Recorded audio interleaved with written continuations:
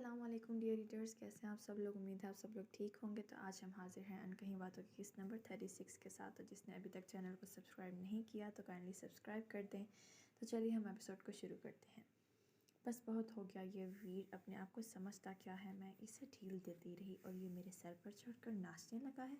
بھول ہے اس کی کہ میں اسے بخش دوں گی، ماہ روح دانت پیس کر بولی، اور ہاسٹل میں اپنے پرانے روم میں آتی بالکنی کے پاس کھڑی ہو کر باہر کے مناظر دیکھنے لگی۔ یہ نہیں تھا کہ وہ آج شاہویر کو ایکسپوز نہیں کر سکتی تھی، مگر وہ شاہمیر اور آئینہ کو کوئی دلی دکھ نہیں پہنچانا چاہتی تھی، کیونکہ انہیں شاہویر سے جو امیدیں تھیں اگر وہ ٹوٹتیں تو دکھ ماہ کے اپنوں کو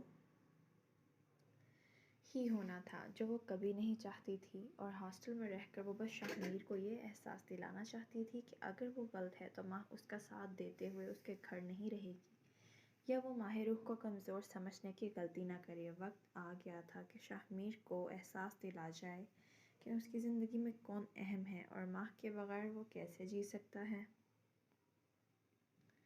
شاہویر، تمہیں کیا لگتا ہے کہ تم اس طرح کی حرکتیں کر کے مجھے میرے میر سے بدظن کر دو گے؟ تو یہ غلط ہے، اس نے آئینے میں سامنے کھڑے ہوتے خود کو دیکھتے ہوئے مسکراتے ہوئے دل میں کہا، اور جھٹکے سے اپنی وگ اتاری جس سے اس کے لمبے سلکی بال چہرے پر بکھرتے چلے گئے۔ تمہیں کیا لگا میں ماہ روح تمہاری چال نہیں سمجھ پاؤں گی؟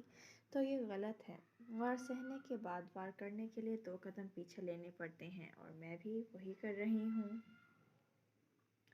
تمہارے کھیل میں تمہارا ساتھ دے کر اب سے میں تمہیں یہی دکھاؤں گی جو تم دیکھنا چاہتے ہو۔ مجھے تم میر سے ناراض ہی پاؤ گے بظاہر، لیکن میرے میر کو مجھ سے الگ نہیں کر سکتے کبھی۔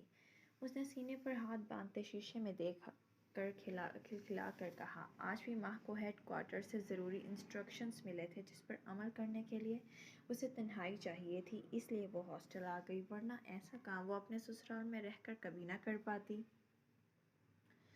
اس نے ایک تیر سے 2 شکار کیے تھے، نہ صرف اپنا کام بھی مکمل کر لیا تھا بلکہ شاہویر کو یہ بھی یقین دلا دیا تھا کہ کب وہ میر سے بدظن ہو چکی ہے۔ آج جب میر، ویر اور آئینہ گھر آئے تو ان کے ساتھ واپسی پر ماہ نہیں تھی۔ آئینہ کا بھی دل بوجھل تھا کہ وہ اپنی دوست کی بات کا مان نہ رکھ پائی، جبکہ شاہمیر بے حد دکھی تھا۔ ماہ کو تو اسے سمجھنا چاہیے تھا، آخر وہ کیسے شاہویر پر اس کے سامنے الزام لگا سکتی تھی، اور اب اس کے ساتھ گھر بھی نہیں آئی تھی جو اسے زیادہ پریشان کر رہی تھی۔ وہ تینوں اپنے کمروں میں چلے گئے تھے۔ روم کا دروازہ بند کرتے ہوئے شاہویر آئینہ کے پاس آیا تھا۔ آئینہ میری جان، کیا تمہیں مجھ پر یقین نہیں، یا تم مجھ سے کسی بات کا ثبوت چاہتی ہو؟ تو میں دینے کے لیے تیار ہوں، لیکن کبھی اپنے دل میں میرے لیے میل مت رکھنا، میں سہ نہیں پاؤں گا۔ اسے دونوں بازوؤں سے تھامتے اپنے نزدیک کرتے آنکھوں میں گمبھیر تاثر لیے بولا۔ وہ جاننا چاہتا تھا کہ اس وقت آئینہ کے دماغ میں کیا چل رہا ہے۔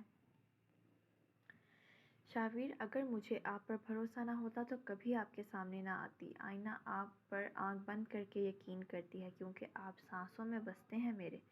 آپ نے تب میرا ساتھ دیا ہے جب میرے اپنے مجھ سے منہ موڑ گئے تھے، بھلا میں آپ پر شک کیسے کر سکتی ہوں؟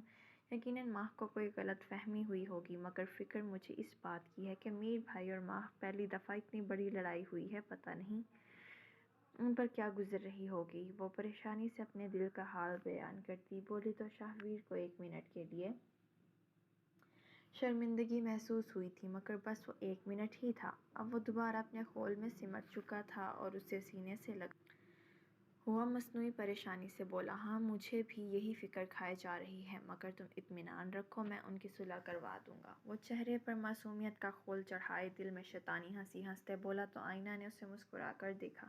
شاہویر، تم بہت اچھے ہو، اس نے مسکرا کر کہا تو وہ بھی ہنس دیا۔ اور یہی اچھا شخص صرف اور صرف تمہارا ہے، اس نے آئینہ کی انگلیوں میں اپنی انگلیاں پھنساتے اس کے ساتھ پیار سے ناک ٹکراتے کہا تو وہ بھی شرم سے سرخ پڑتی مسکرا دی تھی۔ دوسری طرف شاہمیر بے چینی سے کمرے میں ٹہل رہا تھا۔ اسے تو لگا تھا ماہ روح اس سے لڑ جھگڑ کر گھر آ گئی ہوگی، مگر وہ غلط تھا۔ یہاں تو ماہ روح کا نام و نشان بھی نہیں تھا۔ مطلب کیا وہ اس سے پکا پکا ناراض ہو گئی ہے؟ یہ سوچ ہی شاہمیر کے لیے اذیت اور سانس روکنے کا باعث تھی۔ پہلے تو وہ جو منہ میں آیا اسے کہہ چکا تھا، مگر اب شدت سے اسے پچھتاوا ہو رہا تھا کہ اسے ماہ روح کے ساتھ ایسا برتاؤ نہیں کرنا چاہیے تھا۔ اسے ماہ کو ایک موقع تو دینا چاہیے تھا، لیکن اس نے کیا کیا، اس کی بات ہی نہ سنی۔ کیا پتہ اسے غلط فہمی ہو گئی ہو، کیونکہ ماہ کبھی کسی بے قصور کو بات نہیں کرتی تھی، یہ شاہ میر اچھے سے جانتا تھا۔ اب بھی اس کی جان پر بنی ہوئی تھی۔ ابھی وہ دانتوں تلے انگلیاں دبائے یہی سوچ رہا تھا کہ ملازمہ اسے کھانے کے لیے بلانے آئی تو اس کے چہرے کی ہوائیاں اڑنے لگیں۔ ماما پاپا اس سے ماہ کے بارے میں ضرور پوچھیں گے تو وہ کیا کہے گا؟ اس نے سر پر ہاتھ مارتے سوچا اور خود گہری سانس بھرتا ڈائننگ ٹیبل پر گیا، جہاں صفیہ بیگم اور ساحر صاحب پہلے سے موجود تھے، جبکہ شاہویر اور آئینہ بھی سامنے سے چلتے آ رہے تھے۔ یقیناً ان کو بھی کھانے کے لیے بلایا گیا ہوگا۔ ان سب کی نظروں میں تبادلے ہوئے تھے۔ شاہویر نے میر سے پوچھا، جس کے بدلے میر نے اشارے سے آئینہ کو پوچھا تھا کہ اس کا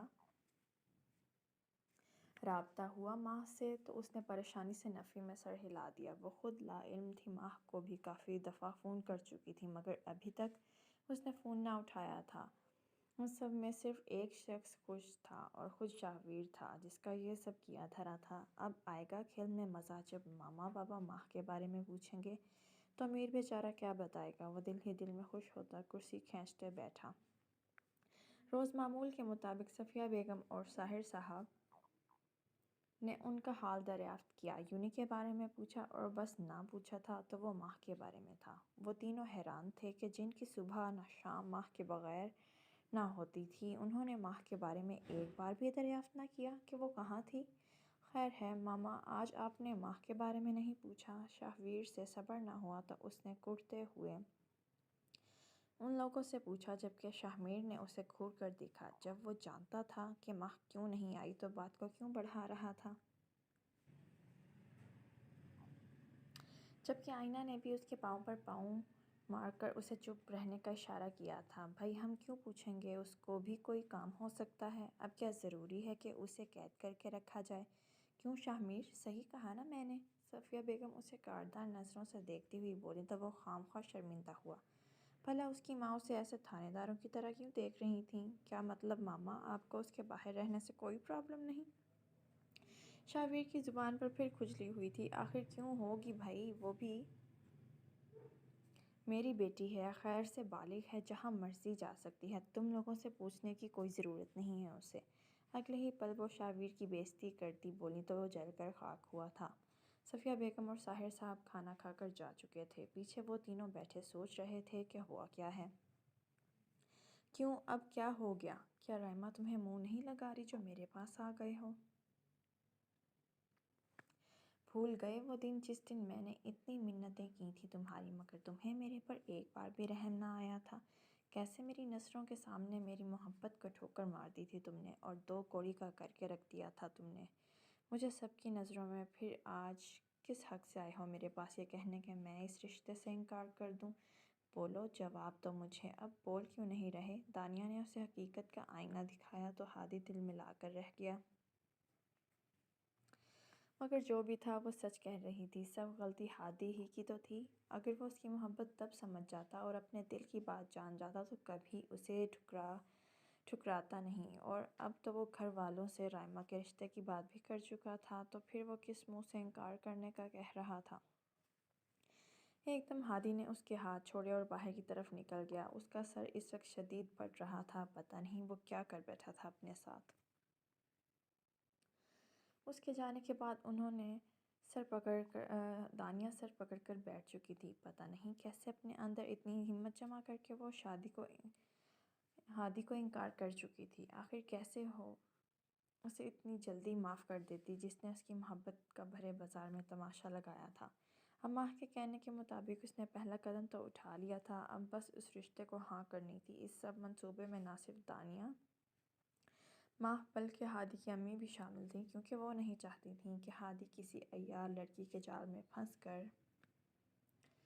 اپنی زندگی تباہ کرے۔ ہادی، اتنی آسانی سے تو میں تمہیں معاف نہیں کروں گی۔ جب تک تمہیں اپنے کیے پر پچھتاوا نہیں ہوتا اور تم مجھ سے معافی نہیں مانگ لیتے، میں تمہیں کبھی درگزر نہیں کروں گی۔ تمہیں پتہ ہونا چاہیے کہ جب چوٹ دل پر لگتی ہے تو دل پر کیا بیتتی ہے۔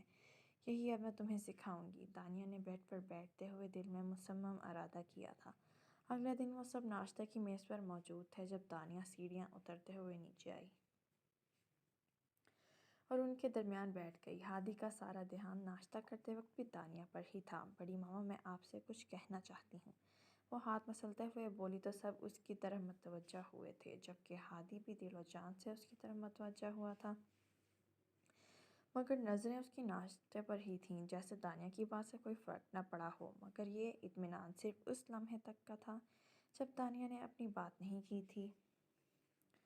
ہاں میرا بچہ بولو، وہ اس کو پچکارتے ہوئے بولی۔ بڑی ماما میں آپ سے کہنا چاہتی ہوں کہ مجھے اس رشتے سے کوئی اعتراض نہیں، مجھے یہ رشتہ پسند ہے اور میری طرف سے ہاں ہے، آپ انہیں آج ہی ہاں کر دیں۔ اس کی بات سننے کی دیر تھی کہ ہادی کو زوردار غوطہ لگا تھا اور وہ کھانستا ہی چلا گیا تھا، جیسے کھانا اس کے گلے میں زہر بن کر اترا ہو۔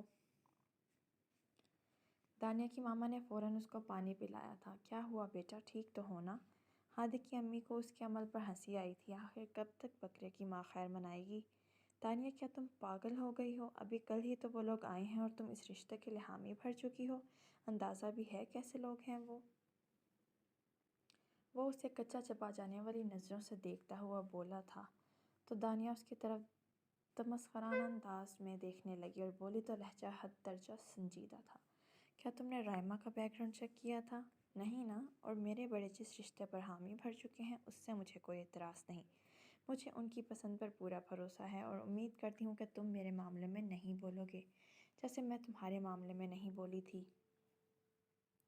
وہ ایک آئی برو اچکاتی ہوئی اسے طنزیہ نگاہ سے دیکھتی دوپٹہ لہرا کر وہاں سے نکل چکی تھی، جبکہ ہادی غصے سے اٹھا اور شیشے کا گلاس اٹھا کر زمین پر مارتا چکنا چور کر گیا، اور اس نے وہاں رکنا مناسب نہ سمجھا تو باہر تن فن کرتے ہوئے چلا گیا۔ وہ دانیہ کا دماغ اچھے طریقے سے ٹھکانے لگانے کا ارادہ رکھتا تھا۔ آج کی ایپیسوڈ یہاں ختم ہوتی ہے، تو جس نے ابھی تک ایپیسوڈ کو لائک نہیں کیا وہ لائک کر دیں اور ایپیسوڈ کو شیئر ضرور کریں، اور ہمیں کمنٹ میں ضرور بتائیں کہ آپ لوگوں کو ایپیسوڈ کیسی لگی ہے۔